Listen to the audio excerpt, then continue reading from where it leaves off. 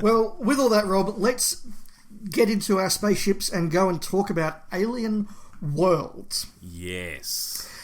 Now, why are we talking about this? Well, as far as I'm concerned, particularly as a young boy growing up watching Doctor Who, there were three things that got me really excited. Monsters, spaceships. Do we need to do a spaceship episode next year, Rob? Let's think about that. Ooh, yeah. And alien worlds. It was those things that captured that sci-fi imagination. And what we want to talk about this month is what we think some of those best alien worlds were and why. Absolutely. So look, we will dive straight into that. Now, we know from our running sheet what seasons our picks are from, and we're going to go in chronological order or series order, which means it's going to be me, you, you, which is a completely random order. And we don't know what each other's picked. We don't know why. We don't know how we've interpreted this topic. So going straight into my first pick, it's from season 1, and I struggled to pick which story I would go with here because there's a lot of really inventive and creative alien worlds in the Hartnell era particularly, but even particularly season 1. I think Skaro is wonderfully visually represented, although it does feel like 6 Daleks and 10 Thals inhabiting an entire planet. I think the Sense Sphere was a really good alien world where there's lots of really interesting ideas, and the Sensorites have a caste system, and so that was going there. The Web Planet, of course, Vortis is a very cool world. I know where you're going with this. I have picked Marinus. Of course you have, yes. Of course I have. Look, you know from both our Hartnell discussions and our Terry Nation discussions, I'm a big fan of both of those, and I'm a big fan of the Keys of Marinus. But this is Doctor Who's first attempt to really show us a full alien world. We arrive at Arbitan's pyramid. We've already got alien landscapes, acid seas, glass beaches, a weird pyramid design. We've got Raymond Cusick's set, so we've got those different alien corridors. We then go to the city of the Morphotons. We then go to the jungle place. We go to the ice tundra. We end up in the city of Millennius. This feels like a whole planet that has different landscapes. In Morphoton, you have a history, you have a setup, you have a particular form of government. In Millennius, you have another form of government. You have a fully developed justice system that the TARDIS crew get involved in. You have logos and emblems, and this just feels like an alien world that is different and well thought out. And so I've picked this as my first example of a really good world. What do you think? Oh, I absolutely agree, and it was already on my mind because if you think back to a recent group chat we were having on Facebook with the New to Who guys and the Flight Through Entirety guys, I was making the point that I like Keys of Marinus very much as a story because, like The Chase, they do go to all these different locations, and I think that's a real strength of this planet, that we do see it as more than just a few corridors in one spot. You know, and later I'll probably do a story that is exactly that. Swings and roundabouts. But in this example, yes, they go to so many different places. It feels big, even though it's just a little BBC studio.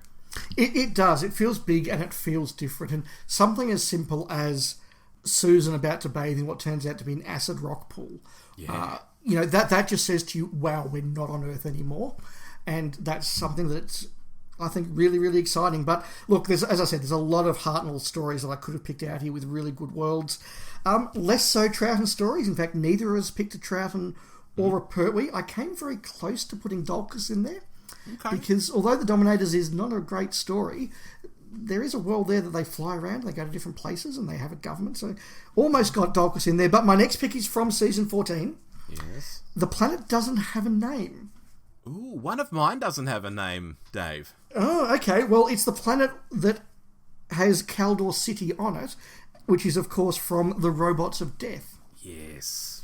Fantastic. Now, this is another world, and Chris Boucher, he did it in Doctor Who, he's done it in Blake 7, he's really, really good at this. Look at the way he set up Pluto, for example, in the Sunmakers, where he even has another currency, Telmars. It just makes the whole world good. But Caldor City, Chris Boucher, you have there a world where you've got an entire concept of this civilization. You know about the founding 20 families and how that's led to a caste system. You know about how they use robots. They talk about different cities, and they've got anecdotes about, this robot that went a bit rogue and ripped somebody's arm off, and all those little bits of dialogue.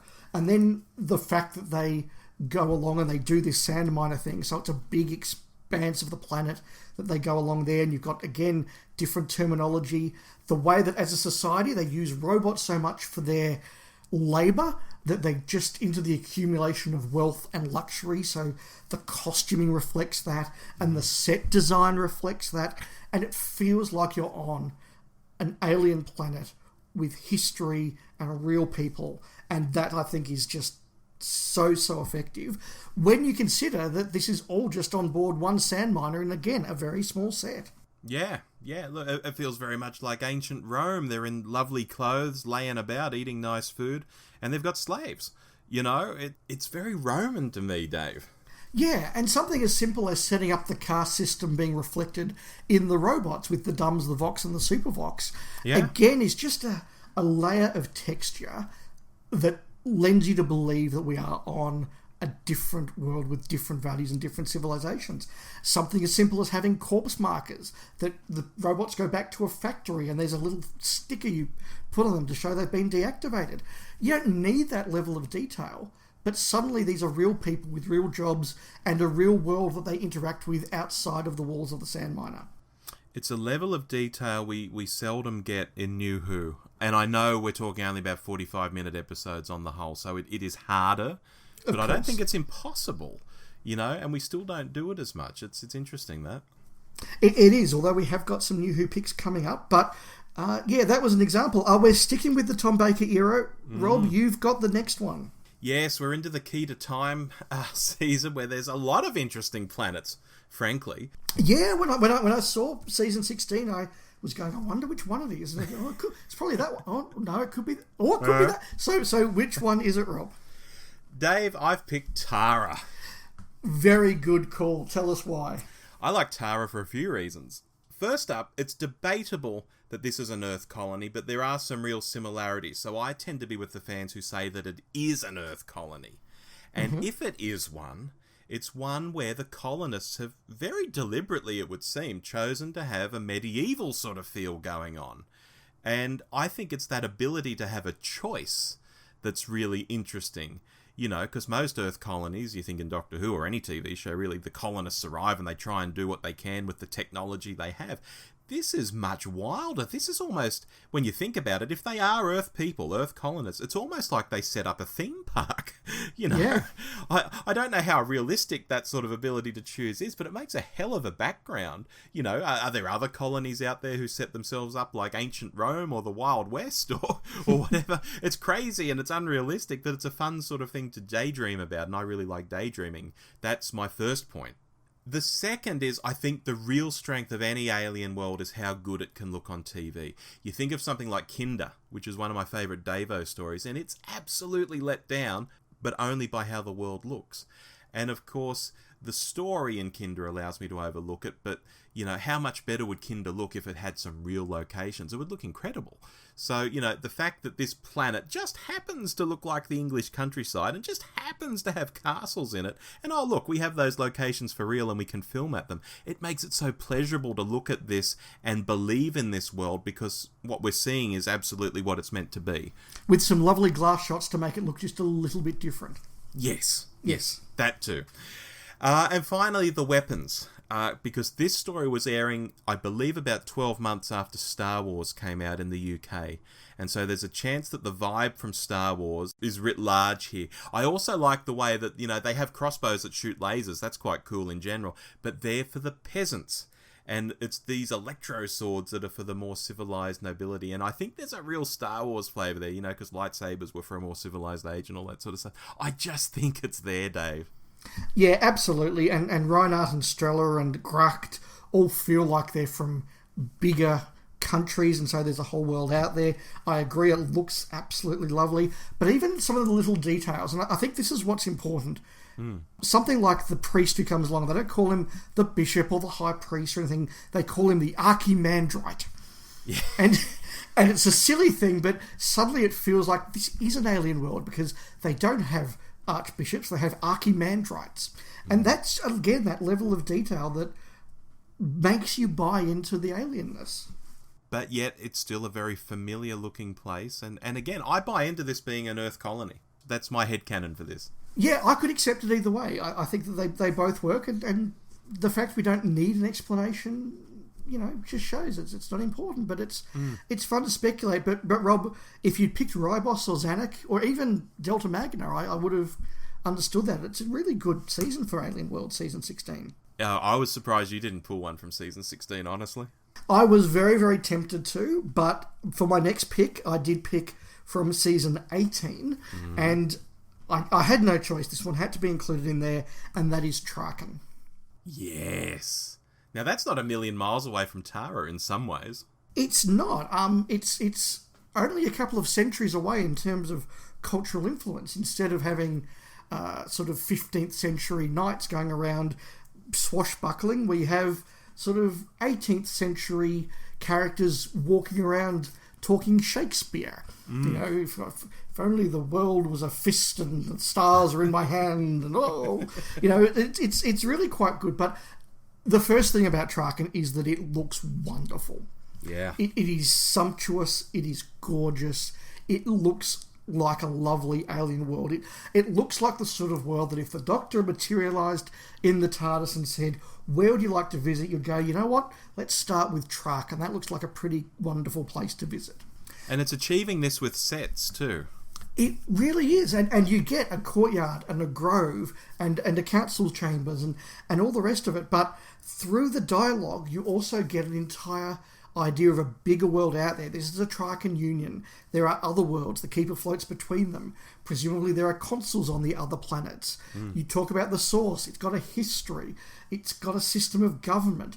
It's got corruption. It's got real people who are hearing a bit of the news and starting to speculate and need to be managed.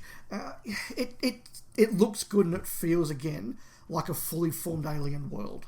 Yeah, I agree with all of that. And again, we're coming back to that world building that is just is what elevates these for us. It's so important. Yeah, and even the fact that although we only spend 4 episodes on Traken, it feels like we spend a lot longer because we actually have flashbacks. We go back and we see young Cassia and Cassia growing up and all that. So again, it feels like this is a world that exists beyond what we're seeing. There are everyday Traken people out there that actually their opinion affects the way the consuls act. The consuls are very aware of public opinion. Yeah, it feels like a real place. So 3 stories there from the Tom Baker era, which is pretty good. But you've got our next 2, Rob. Yes. Season 22 is where I'm going next. And again, I sort of did think, what is Dave going to try and guess what I've picked here? And so I'd look through the seasons to see what other planets were available. And I have no idea if you'll pick this or not, because I've picked, Dave, Necros.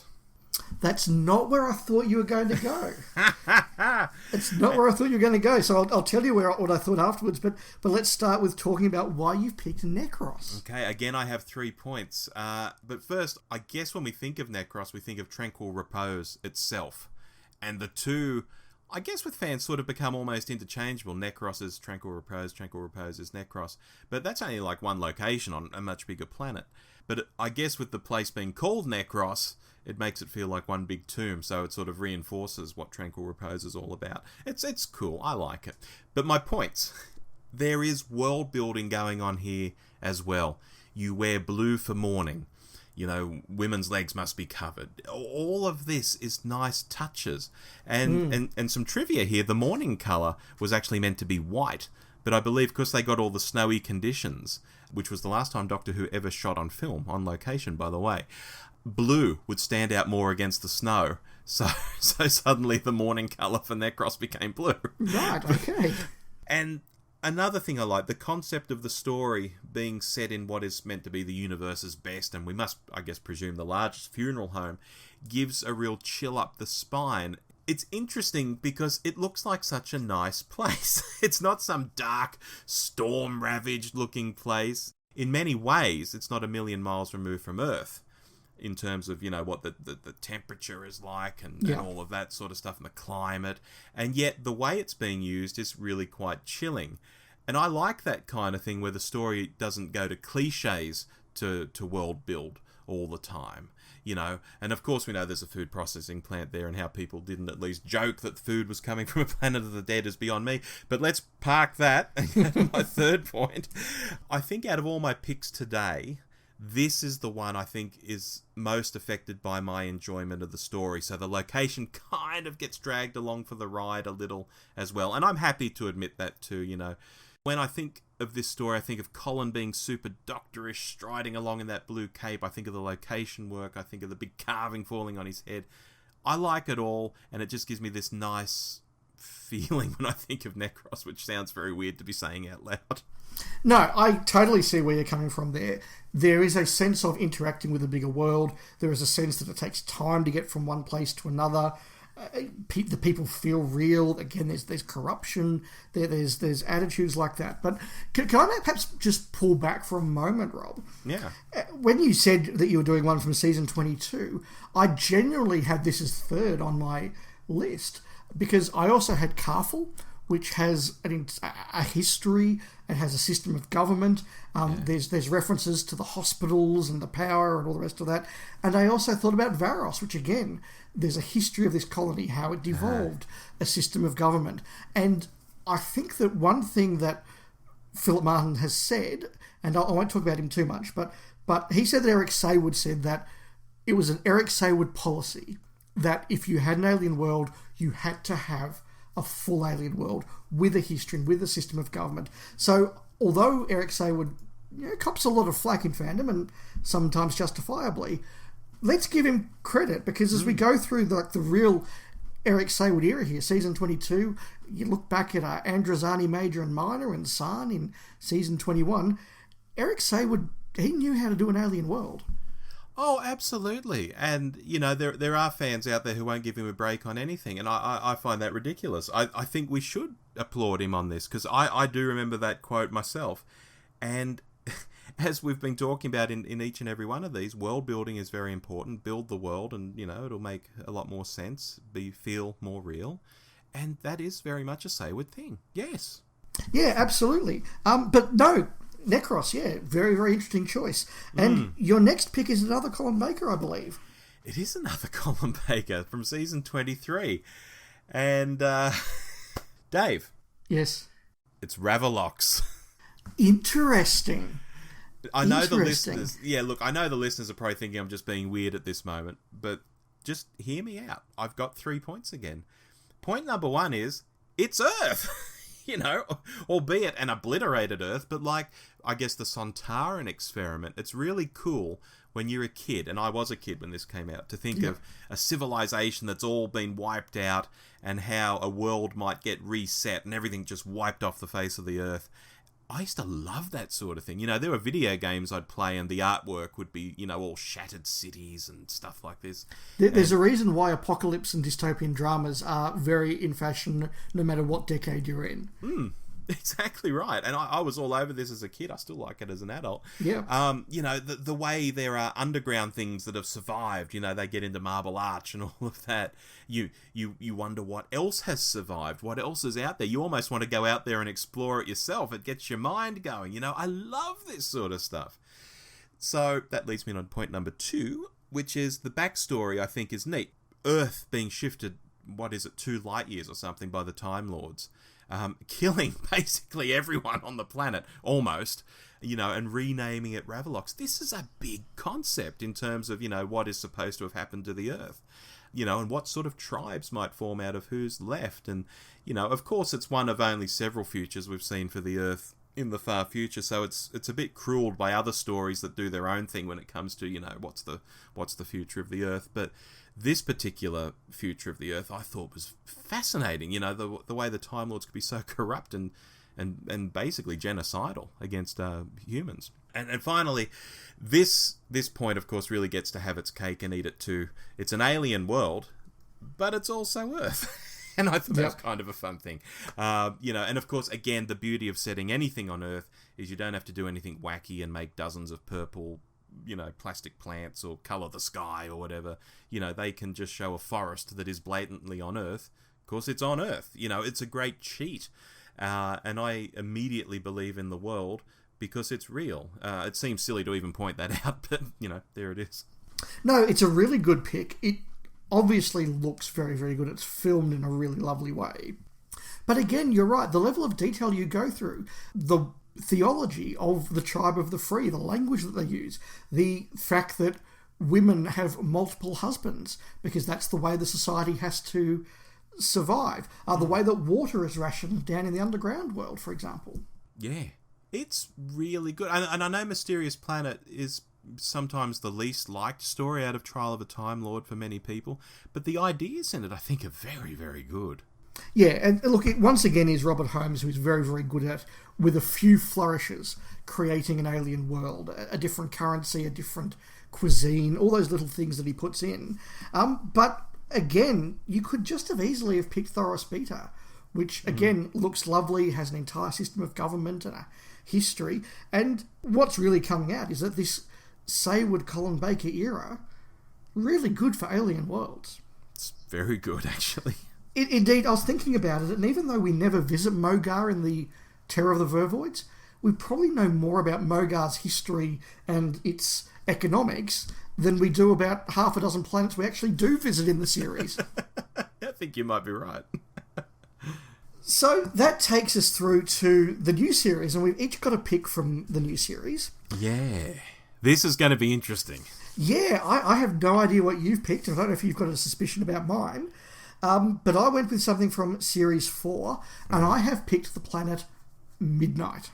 Ah, yeah. Again, a couple of reasons for this. Number one, perhaps more than any, the visuals. It looks stunning. Absolutely stunning. And that goes a long way to making you, again, want to visit this planet. But beyond that, there's all the little detail that's set up in this. What sort of planet it is, why people come here, the way the sunlight works differently. Then you have to go off and explore this planet. And it's not this sense of, an entire planet where you can basically walk from one side to the other in 5 minutes, because that's as much as we see. The Doctor has to spend hours in a transport going around to see more of this planet. And so it feels like somewhere that you would visit. And then to throw it on top of it, the mysterious alien creature that we never fully learn about, we never fully understand. No. But that just, again, makes it feel like there's a bit of danger out here, and there's a sense of unknown out here. So, as a viewer, you feel like you are exploring a real alien world that is both gorgeous and stunning, but dangerous and scary. And so it makes you feel like you're exploring Africa, or you're exploring Antarctica, or you're exploring an actual alien world. And I just thought I couldn't go beyond this story and this planet. And compare it to, what was that Whittaker story from the last series where they jumped into a truck and they were pissing about with some aliens chasing... What was that called? Yeah, that one. The one with Benny. Yeah, Benny... Yeah, yeah, I can that remember one. That I can't remember the title. It's terrible. I mean, compare the vibe. I mean, you're out there in a truck being menaced by monsters, but just compare the vibe between the two. It's chalk and cheese. It is. And I just think it's so well done. And the planet becomes a character. And that's really, really good. Absolutely. Which I guess just leaves my final pick, Dave, which is from Series 7. And I'll draw this out a bit because you were talking about, a world feeling genuinely scary and, and different. And I think this world that I've picked, and this is the world that doesn't have a name, is genuinely scary. Okay. And I'm hoping listeners, I know you're probably trying to think of what it is, and I hope listeners are out there listening in their cars or, whatever, trying to guess what it is. Because when I hit on this one, I thought, oh yeah, I've got to talk about this one. Because, Dave, for my final pick, A Planet Without a Name, from Series 7, it's the Dalek Asylum from Asylum of the Daleks. Interesting. How about that? I would never have guessed that one, so that's very cool. Please tell us. Conceptually, I find this joint really interesting because you'd think the Daleks would be very unsentimental about, mentally ill comrades. Like, oh, he's broken, exterminate him. But no, they think being hateful is beautiful and they want to preserve it. And they want to preserve all this craziness. And this planet is set up where they send all these Daleks, and they've surrounded it with nanogenes. So anyone who lands on the planet essentially gets turned into well, if you're a human, you become a human Dalek, or if you're an alien, you become whatever your species is, that kind of Dalek, and you essentially become extra security for the planet. That. Wow. Visually, it's very cool to look at, because while the episode is all set underground, outside it's all snow and mountain ranges, and they do some location filming in genuine, mountainous, snowy locations. It looks really good. It looks great. My second point is, it's also an example of something that's been set up with the best of intentions, but which has gone bad. And you see this in all sorts of fictions. And here the Daleks realise they have to destroy it in the end. They've set it up to, preserve all these crazy Daleks and preserve the madness and all this. But even they realise, it's a big, dark, scary place, not just to us, but to them as well. They're too scared to go down there, which is why they send the Doctor down there. And certainly when you're in the depths of this place, and this comes back to the fear factor, there is definitely a fear factor here. As Matt Smith's creeping around and Rory's creeping around, and he's, tapping Daleks that seem to be inert, and then they wake up. Or when Matt Smith has to go through, what does the Clara character, Oswin she's called in this one, but I call her Clara, she says you've got to go through the intensive care, which are ostensibly all the Daleks that he's dealt with personally in the past, and they're the real crazy ones, and he's got to sneak through there. It's really actually scary. It's really cool. For a New Who story, not many New Who stories are scary to me. This one feels scary because they are having to creep around. They are surrounded by so many Daleks. It's great. And finally, the story begins on Skaro, and it's a ruined Skaro.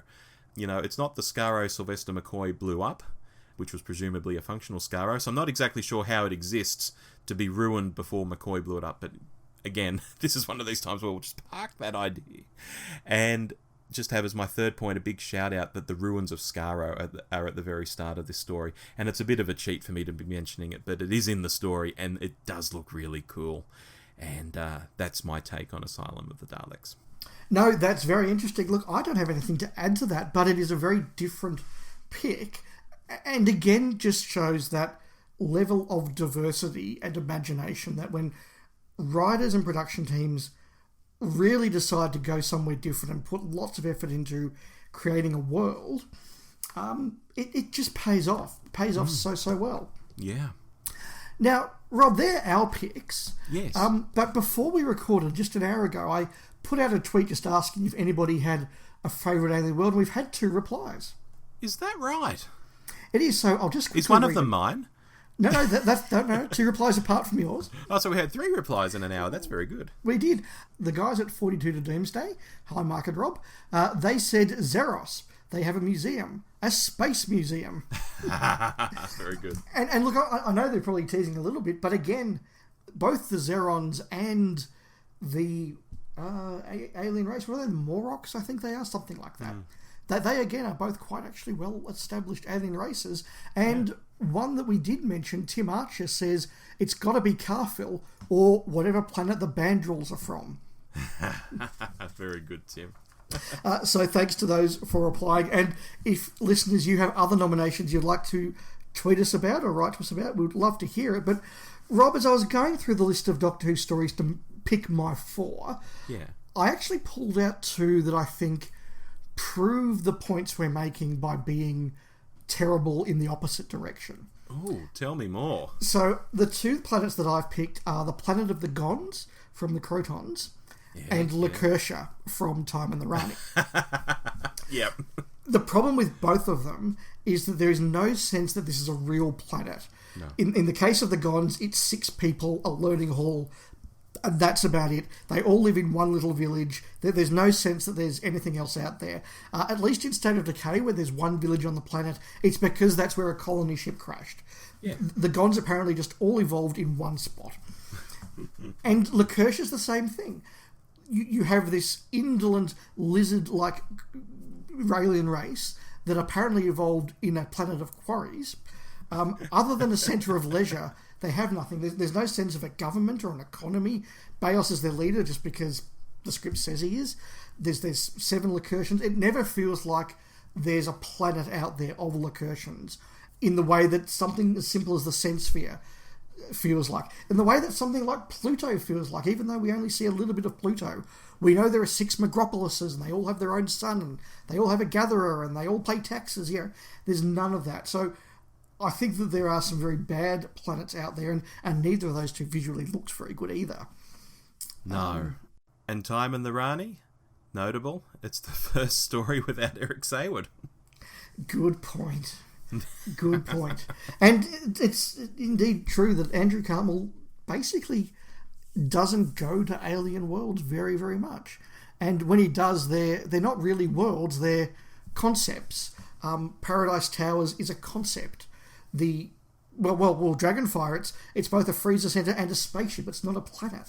But it is called Ice World, Dave. He put world in the name. That's true. And that should be good enough. Yeah, but there is a planet Svartos. But yeah, I think Andrew Cartmel wants to go in a very different direction, and that works as well. But look, we've picked some really good planets. It would have been easy to pick twice as many, but that's where we've gone.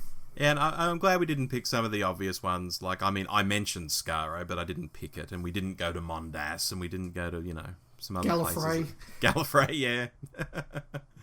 So, yeah, I think, Dave, we did go across a few common themes, too, here. That world building is important. For me, certainly, the look of planets is important, and if you can, get away with using Earth locations that are somehow, extremely suitable for an alien planet, it does make all the difference. At the same time, you picked Keys of Marinus, which is set in a, studio, but looks fantastic for the era. So, it's not always a hard and fast rule either. Yeah, look, it's worth mentioning that 3 of my shortlists for my Hartnell pick were all designed by Raymond Cusack. Yeah, well, he's a great designer. I think there are some definite themes that came through there. There are some good worlds. And, yeah, once again, listeners, if you have comments, let us know. Absolutely.